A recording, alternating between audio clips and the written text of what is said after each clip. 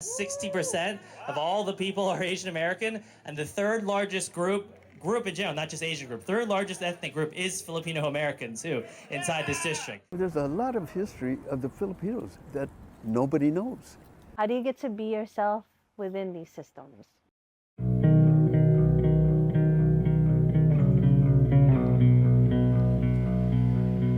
Some of you might know Filipino cultural value of Kapwa, seeing oneself in the other, having a shared sense of belonging and togetherness. The first thought that comes to mind when I think about building up Filipino community is my children. It was very intentional that when they grew up that they knew not just about their identity, but the whys.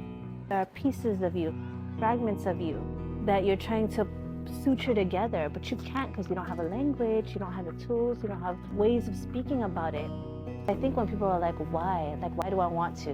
Why do I have to? What does it matter? I think there is maybe an immediate rejection there because underneath that, they don't know the value of it yet. And maybe what they mean to say is, I don't understand. I was born and raised here in what is now Japantown, just about a block and a half away from here. They grew up in this house in the 1930s, and it is 2024. My entire life was spent growing up along with my peers of the Filipino kids.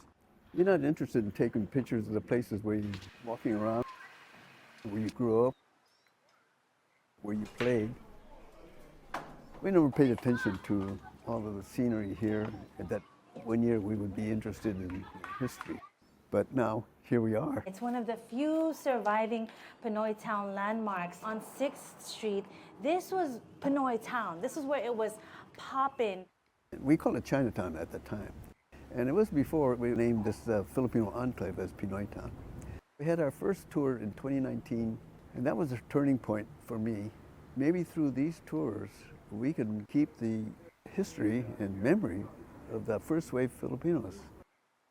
This was one of 6. There were many Chinatowns in San Jose, one on Vine Street, one on Market Street, but they were mysteriously getting burnt down until around the late 1800s. A gentleman, businessman named John Heinlein, who was a German immigrant, said, you know what, I got money, I got privilege, I have power, I'm gonna open this space here, I'm gonna build a fence around it, I'm gonna invite Chinese immigrants to come here, live here, find a way of living and sustaining, following the Chinese, the Japanese, the Filipino Americans, other Asian Americans, immigrants, farm workers, laborers that needed a place to go, that wanted to make sure that they bought their bok choy or their rice, had good food, met each other.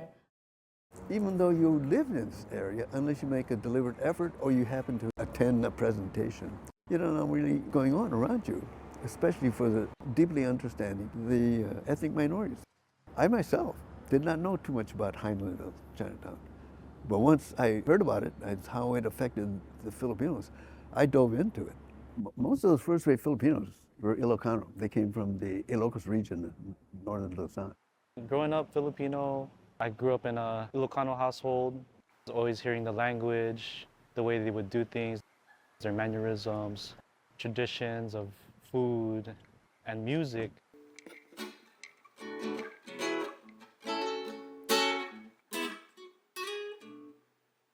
People will find their way, even if it's like, not today with me in this class.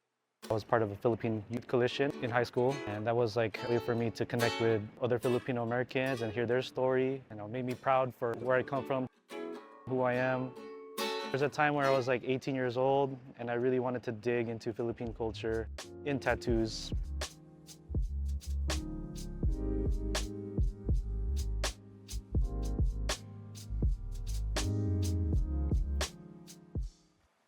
When we are searching for Filipino American identity, or we're learning about Filipino American anything, these are not phases. When we struggle together, how do we find joy together? When we are falling apart together, how do we build it back up? I love connecting through tattoo because the different walks of life, where they come from, who they are, what they do. Through tattooing, I'm healing this person at the same time, giving him some sort of connection. It becomes sometimes very personal, and I sometimes make a long-time friend. How other people can connect with the Filipino community is maybe by first identifying what it is that makes them come alive, connect with the ways in which the Filipino American community might be participating in those kinds of things.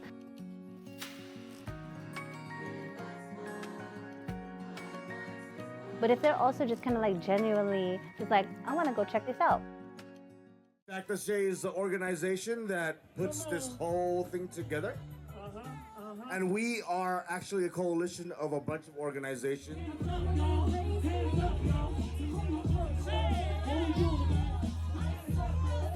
Allowing people to be drawn by or to follow things that make them feel good. It doesn't feel like it's a box they need to check out of knowledge, or a box they need to check out of something that they've done to be productive in life, right? But just that, like, oh, where are the connections?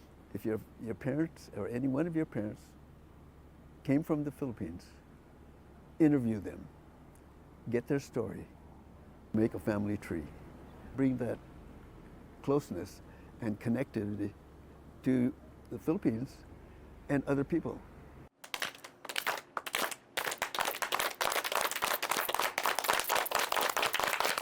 Isang bagsak! Isang bagsak! Yay! Thank you!